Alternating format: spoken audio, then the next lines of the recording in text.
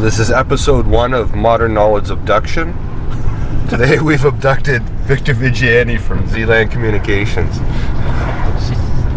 Hi guys, I'm doing this against my will. As you can clearly see, he's not being restrained in any manner, although the doors are locked. He is paralyzed from the neck down though. You just can't tell. Did I just hear the doors locked? There is this whole thing that there is a competing interests up there, or these so-called benevolent extraterrestrials and these not so benevolent, who are kind of vying for control of different parts of our galaxy, Earth being one place that they're doing it in. And the reason that the non-benevolent ETs haven't come in down here and just said, we're having you guys for dinner or whatever, or taking control, is because the benevolent ones are more powerful. Now, I don't understand that argument completely, because we would see more evidence of what's going on, of that those competing interests, and we would see maybe some more benevolence. We would, or less even abduction. evidence of some sort of conflict. We don't know, but this whole idea of the number of species that are out there that have access to this planet. What are they doing? Why are they here? Who is visiting? How many are visiting? That evidence of conflict, though, it's that the perception of that is bombs and laser beams and that kind of stuff. Maybe the battleground is the psyche. Maybe it's on an energetic level. That's too, right? So, it's so far evidence beyond our vision. Right. Evidence is very hard to see in a materialistic sort of way. That's right. Well, that's the whole idea behind this materialistic plane that we're living on, and then the non-materialistic. The two competing elements of reality. I mean, how many dimensions are there really? And where is all this stuff really going on? And the answer to those questions, just by the very fact that we can ask the questions, is evidence that there must be some sort of answer out there about any number of those questions. That's a good point. It really is. I'm convinced that if you are able to ask a question, there is an answer out there to it someplace. Yeah. There are no questions that have no answers to them. I'm totally convinced of that. That's the nature of reality. It's the nature of the cosmos. Maybe the question is your intelligence or your psyche tapping into the grid of almost like planetary intelligence in a way. Like the reason you can connect to that question or even to the answer is because we're all attached in a way to a grid of energy. Like Nassim Haramein and some of these people, they talk about, the ancients talk about this too, the ley lines, the grid lines, the energetic lines, and they talk about the great spirit and all this stuff.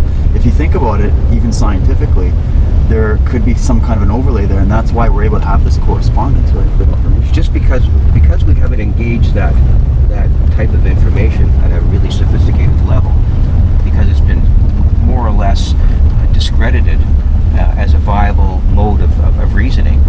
Generally speaking, the people here you're walking down the street, if you're talking to them, what the hell are you talking about? But if we investigated further, as the ancients did, I'm convinced that at some time in the past they knew much more about this than we do right now. Or at least we... In the public domain. That's right, in the public domain. It was more of a conscious reality back then, but because of the way the Cold War happens and all that, the Industrial Revolution happened, we became very mechanistic in our approach to everything.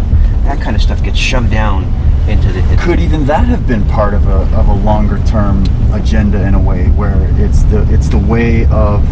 they talk about dark ages, golden ages, but there's also those, like, who brought about and who was behind the Industrial Revolution, and what were the interests behind that. Exactly. You follow the money and you realize this is another way to bring about control in society. Right?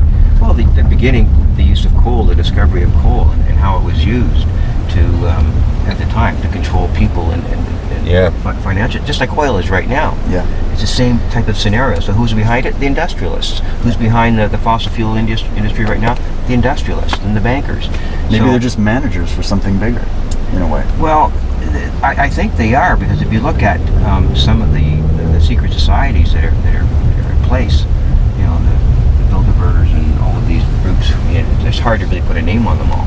But I think one of their agendas is to keep the industrialist focus on the materialistic world and do not focus on all this stuff about making. Well, it's funny you mentioned that, though.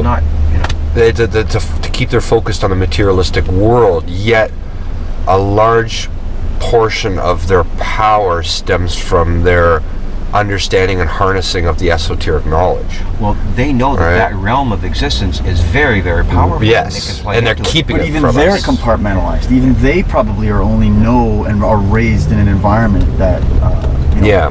brings them into that Yeah. consciousness of what they're supposed to be doing, right? I think what's happening is that they realize that that echelon of reality, or echelon of consciousness, is very powerful, much more powerful than what they put in place.